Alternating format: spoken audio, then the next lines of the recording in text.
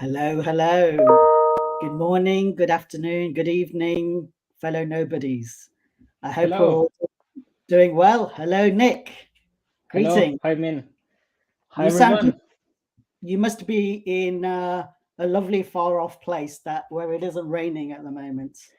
It's raining. It's simply that I put enough lights so that you didn't realize it. But yeah, it's raining even here. I'm south of Italy right now, and we can't do nothing but wait for the rain to stop.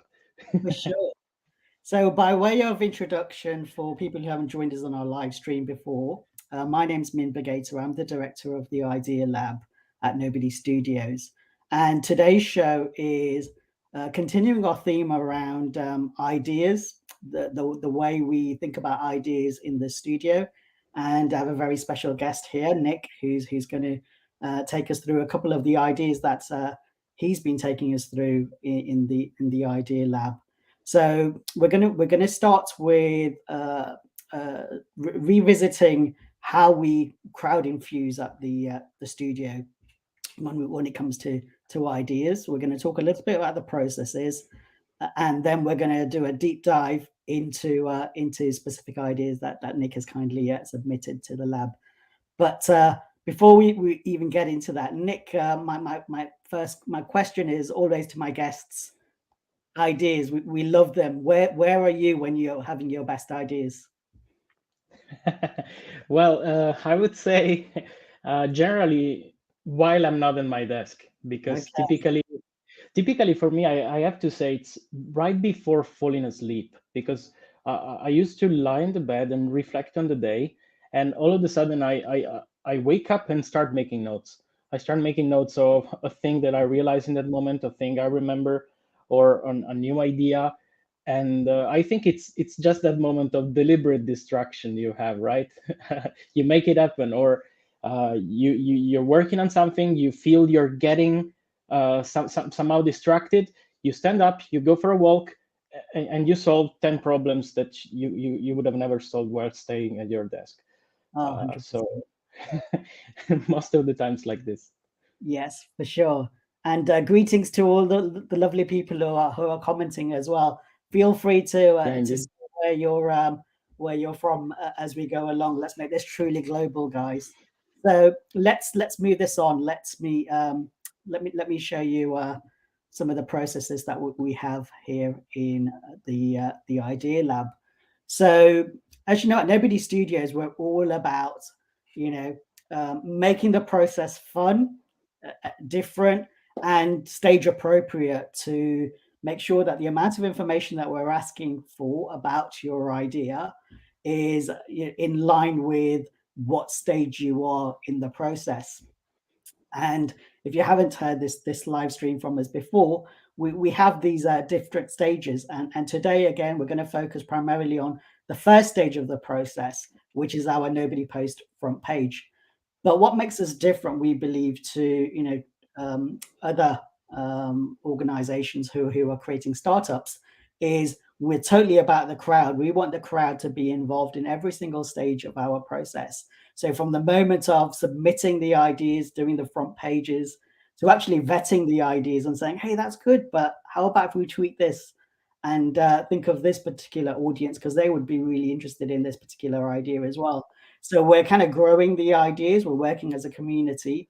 We're getting people to sort of vote on those ideas, and then at each and every stage, we're bringing those ideas to life, and that will be in the way of taking it from the initial front page that we're going to look at in a moment to creating a fun video and having fun with some AI and bringing that to life to super quick questions rather than here's 50 pages for you to fill out and enjoy yourselves while you're doing that. How can you make it really quick, engaging, and then the ones where we're like, right, this is it. There's totally a gap here. Really interested in this idea. It looks feasible. We think we can do this within sort of 12 or 18 months from inception to a company on its own 2 feet and flying.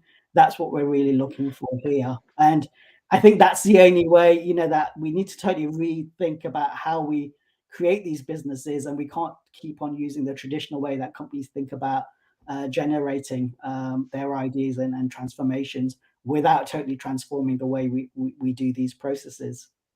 So what we have in place is we have a platform to for the crowd, our nobodies, to submit their ideas, and we've had a wealth of amazing ideas that we've already had people on a whole completely different topics, everything from sort of food production to efficiency to how we can look after the aged, for example, using AI, which is a super interesting idea. So there's tons of ideas, and as part of our processes, we're looking at how can we use the crowd to look at these comments, upvote the ones they like, and then based on that, that'll be part of our decision making process for deciding which ones we take forward. So moving on from that, what we've got as part of our super fun first stage, which Nick, you kindly done a few submissions for, is to look at our first task, which is the nobody post exercise. And in essence, this is a newspaper front page, and we want to keep this really short and sweet, but we're going to cover the essentials. So what's the topic, what industry or sector are we talking about here? What is it like in your newspaper? What's that line that's going to make you sort of turn your head and say, oh, what's this about? Let me read more.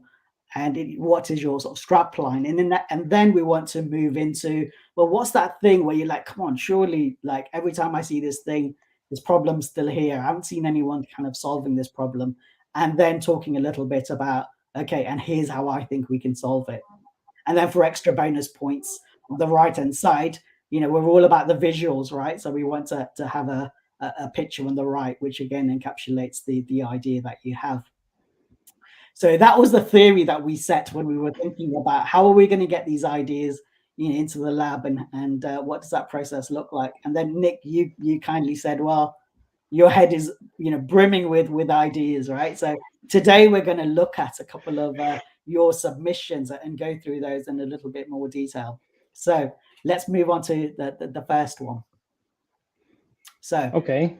the floor is yours. First of all, I'd love for you to kind of take me through what was that moment in time where you were like, man, this what's going on here? Surely there's a better way. So if you can set the scene, tell your story, and then Yeah. Well, I have to say that for this particular one, there have been a couple of moments where I had personal issues with paper receipts. Like, have you ever lost a bus because of a receipt? Yes. I did. Okay. Well, lucky us then. I was lucky enough. I was in the Czech Republic Sunday afternoon. I was at the shopping mall, and by the law, they must issue a paper receipt when you buy something. So even if you say I don't want it, I'm in a rush, I have to take the bus. No, I had to wait there. Security guard nearby me. Not kidding. Right. So I was in time before the paper receipt at the thermal paper had to be changed in the cashier, but I lost the bus, and then sometime later, I was in the UAE because of an IBM project. I've been there for almost a year, and what happened is that basically all the expenses related to taxi, public transportation, I had to reimburse them via receipt process. Oh, yes. Now, of course, yes. So the originals, you have to literally ship them to a different country. And before shipping, you have to take pictures. You have to put them in a tool. You have to fill reports. You have to do so many things, get approvals, and follow a process. So many things. How convenient would have been to have some digital version of a receipt, because it would have made simple a lot of the things. Anyway, the paper receipts are what they are, but there is more to what people may directly see, like the paper waste. So just think that in the US alone, already 20 years ago, the yearly thermal receipt paper consumption was, in the retail industry alone, something like 500,000 tons. Wow. And so if you start thinking that, you say, so how many liters or gallons of water we had to use, how many trees we had to cut to make it. And Yeah. you have to think also, and this is 2018 data, every Mm. receipt it's costing like 0.015 cents, Yeah. meaning that if you are a shopping mall, it's easy, you make 1,000 receipts a day, and Yes. in a year you're spending 5K of just thermal paper. I'm Wow. not saying maintenance of the of all the machinery, delivery guys, Yeah. the full chain. You can start expanding the cost, and if you uncover the costs, you realize this is a lot of things. Additionally, today we started to see also receipts that have this like coupons at the end. We have seen QRs anywhere, Right. Yeah. Yeah. even on the receipts, and uh, probably we need a digital version of it. And I'm not saying that we should get an email every time this happens, because even emails have their own share of CO2 emissions. Millions of emails can be compared to, I don't know, probably they have the same effect of millions of cars in a year, if you Yeah. compare the emissions. So Yeah. probably something has to happen, I don't know, in the middle. Or I it's something that we should have a look at. We should probably rethink entirely the game. It's not a trivial problem. The context around is even trickier to Hmm. define, to tackle. I believe the first step is definitely to understand more about the core problem, about its nuances, including what is the first, the second, the third order effect of this. And in one of these exploration, I'm sure that we can basically find an angle from which to tackle this problem. And I also would love to see if there is any comment coming from from Yeah, from the and community people, here. please, if people can comment on what they're thinking about this Exactly. idea that Nick's kindly taken us through. Have you But had this sort of frustration?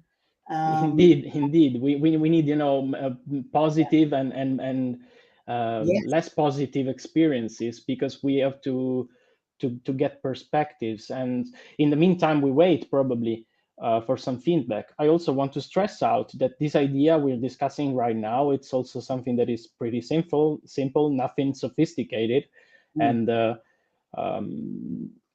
probably there are no studies required to come to come up with this idea. Yeah, But this simply comes from observing things in everyday life, of and course. we have to keep an eye on spotting interesting problems and Mm. understanding them more. This is the message I want to convey. And i'm Totally. And saying problems i'm saying problems, not yeah, solutions, yeah, because as humans we tend a lot to focus on already the solution, urge to the always, solution. But we always. have to understand more about the Mm. problem. We have to solve the right problem, and Yeah, and finding the right one to solve might be non-trivial. And in this case, I think it's something related to regulations, or something related to interpreting the regulation. yeah. And on scale, now we are 8 billions, Mm. 8 billion human beings. We have to we have to be more cognizant about the solutions we used so far. We have to rethink many things, and I think this is one of those. I totally agree. One of my favorite sayings is, fall in love with the problem, not the solution.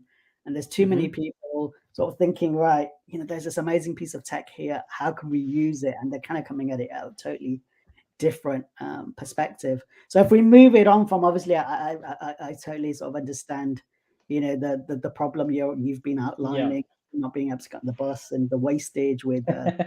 bills and a whole platitude of things around. Okay, with that data, you could do so much more anyway. To kind of understand, that's one single receipt, but how could you use that for your whole journey?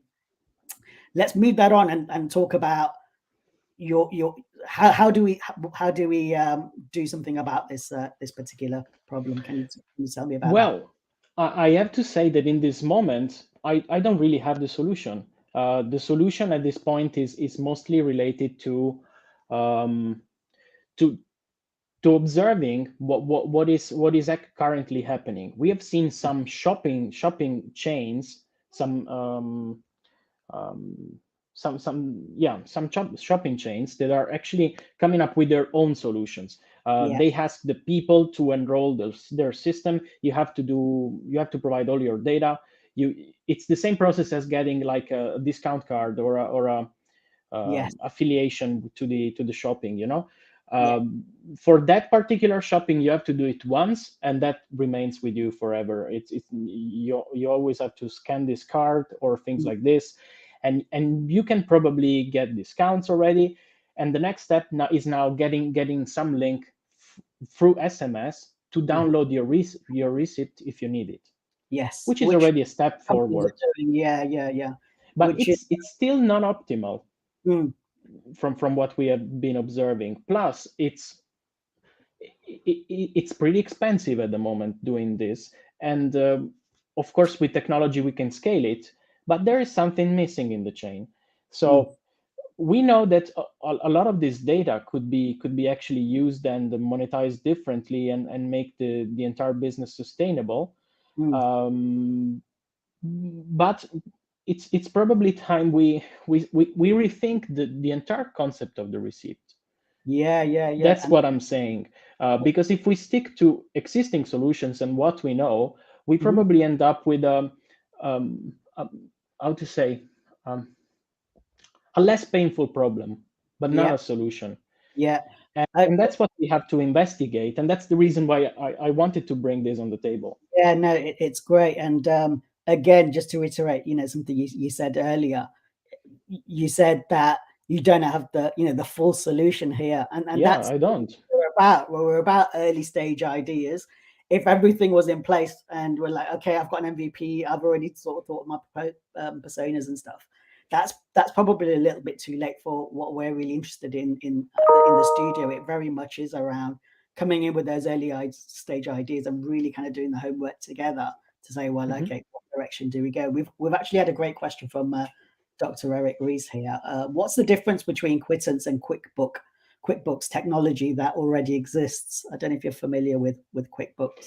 Nick. Um, no, I'm not familiar with it. And indeed, the point of bringing this is actually to get these insights from folks to understand what is already existing. Because I'm aware about some custom solutions.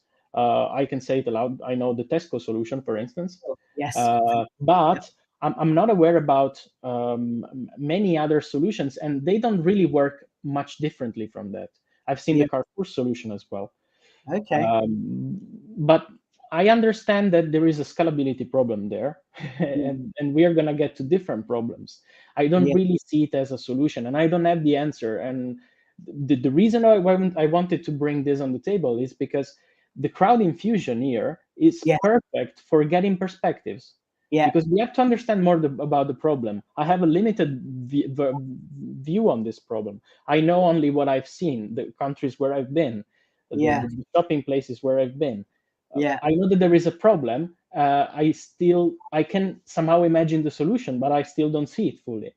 We need perspectives, and we have a problem. There is a lot of paper going on here that Yeah. doesn't even get recycled. No, I totally That's agree. And the I think problem. the world is more and more, it's like you just want to have everything in one place, right? But make it really simple for people to kind of access that, their receipts, for Yeah, example. Like when I go to shop and they're like, okay, have you got like a discount code or whatever?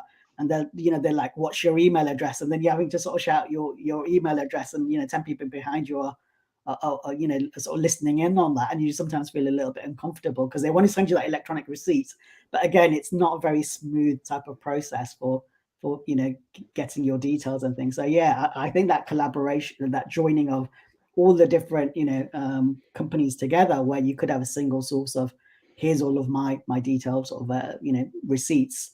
So something certainly to be I'd to love consider. to build a solution together with the crowd. Absolutely Yeah, love it. okay, fantastic. So Just the with idea resonates with me. Yeah, yeah, yeah, yeah. No, certainly very interesting, and let's keep discussing that one, and we'll think about the next stage of our process, which is obviously creating a video and bring it to life. But let's move on to your second submission that Okay. you provided us with, Nick. So again, set the scene for me. What's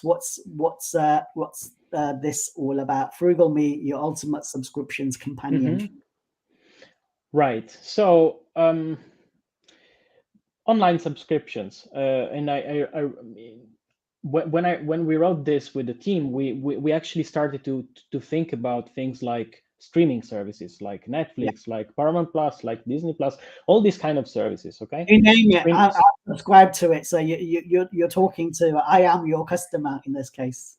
okay, great. So basically, I have just noting, what happened in 2019 and forward, and onward. You know that we all subscribe to multiple streaming services if we Yes. weren't already subscribed, and now all of a sudden we are in the midst of understanding what is that we started to pay for, and because we now have all these things that renew monthly, quarterly, yearly, every 6 months, and we have so many services we may lose track of it. And the initial driver behind this subscriptions optimization thing is like um, trying to get how do we save a bit of money out of this. I'll make an example. This is something that happened to me recently. That's I'm a Netflix user.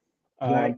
I pay for the premium subscriptions because I have multiple devices. That's Sure. the only thing I need, and Yes. I basically pay for the premium subscription. So I'm also a Sky Italy customer, Okay. and I live in Italy. Hmm. So if you're a Sky user for a certain number of years, what happens is that you can get discounts on affiliated services. And turns out that Netflix is one of these. That's right. Yeah. And so, Similar. Okay. long story short, if I activate a new Netflix account using Yeah. my Sky account, I Yeah. can get the very same premium subscription for almost a third of the price for Mm, 18 months. mm, Now, I found this by chance, but I would have loved to have a tool where I could track all my subscriptions and telling me, hey, mate, you mm. can actually get a discount on this service because you're already a customer of this other service. So you can optimize your subscription by making another account, transferring your preferences, and cheers, 18 months of saving. Thank you. And we could profit from that savings you made. Mm. So we help you saving $100. I'll get 10% of or what you're saving, Yeah. for Yeah. instance.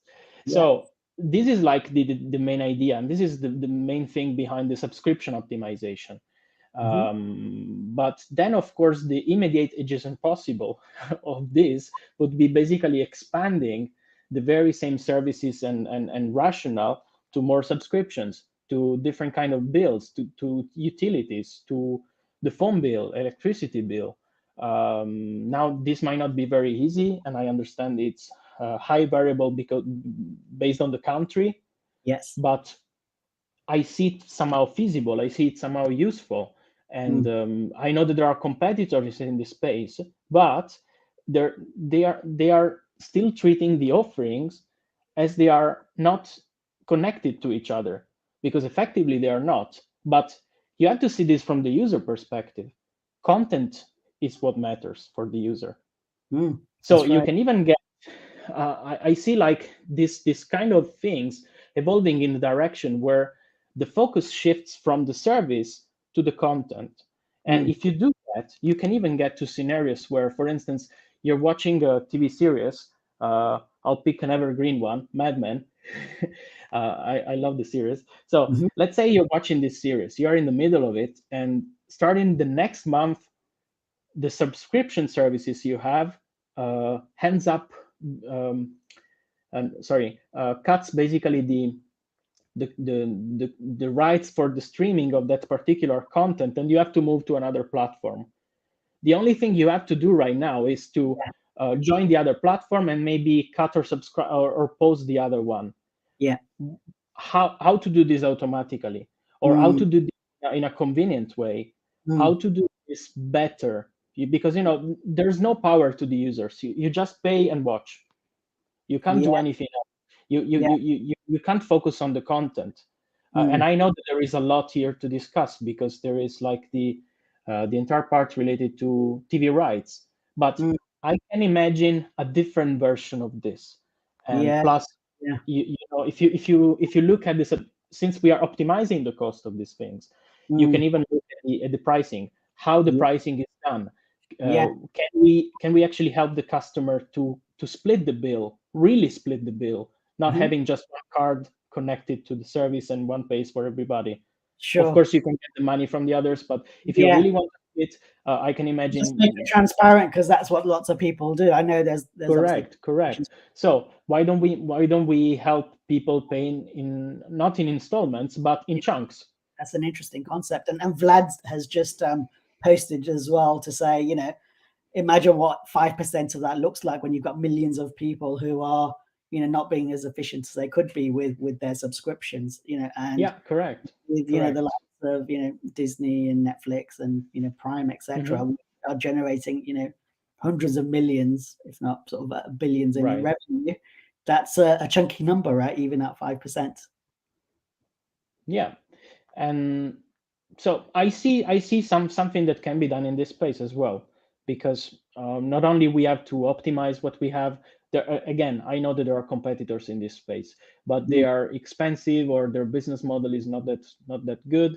Plus, there's nobody checking at the contents. We are mm, still treating these things like separate accounts, not connected to each other. yeah, I think we can do better. Users deserve better. I yeah, would love to get better services in this case, yeah. so why not Yeah, to and build which them? is fantastic, right? Because when you're sort of thinking about the idea and then how you're going to think about potentially solving that problem, it, Hmm. it starts with that. Surely there must be a better way, and then you start looking. And part of our process, when we get from the sort of ideation to the concept, is actually going out there and really understanding the market and saying who's actually playing in this space, what are they doing, and is can we improve on that? And that's part of the process to make sure that we're sort of not reinventing the wheel, but we're providing something different and a different choice for people. That's correct. And this is just the streaming services. Yeah, If you expand this to I don't know, mobile providers, mobile connectivity providers, yeah, utilities, I'm sure you can find enormous opportunities yeah, in the space. yeah, Um, fantastic. So I think with sort of a time coming up against us, I'd like to do one quick audience participation for the lovely people that are commenting. So we've seen two ideas from Nick today. We saw quittance and we saw frugal based on Nick's lovely description of those two problems and how we could potentially solve those. Which one jumped out at you more? And based on that, no pressure. We'll kind of think about which ones we take to the next stage. So we're indeed. all about crowd infused, right? So we're going to put this a little bit in your hands and see which one you want to hear a little bit more about in our process, and take you along on this journey with us. So if you'd like to type in frugal.me if you preferred that one, and you like this is a big issue, with obviously the cost of living and all of that stuff. We need to kind of get more efficient with our subscriptions and savings, or the electronic receipts idea, quittance. You might say, oh, they're both amazing, let's do them both. I mean, that's cool as well, but if you want to choose one or the other, oh, look at this. And Rhonda, thank you Forgot that me. Okay. for Rhonda. Yes. So we have one vote. Feel free, even after we've posted, this goes, the stream is live right now. You can add comments later in the day as well, after you've thought about these things. And with that, we have come to the end of our show today. So I would like to say a huge thank you, Nick, for taking the time to think about these challenges out there in the world, the problems you've seen, and then sort of thinking about how we could potentially solve those. I'd love to get you back again to discuss some other topics and show the sorts of wonderful ideas we're getting in the IdeaLab at Nobody Studios. Thank you, And Min. Anytime, count on me. thank you. And for people who are listening in, as I said at the outset, we're all about the crowd. So we have a crowdfunding raise going on at the moment that you will have seen on LinkedIn, and please get involved, support us, become a nobody like we are. And the purpose for that is really so you're on the inside you're submitting ideas, you're vetting ideas like we're doing, right now, and you're helping us to build, the compelling 100 startups that we hope to build in the next 5 years. So please get on board with that as well. Thank you again, Nick, and I hope to see you again soon. Thank you. Bye, Min. Thank you, Bye, everyone. Ta-ra. Cheers. Bye. Bye-bye.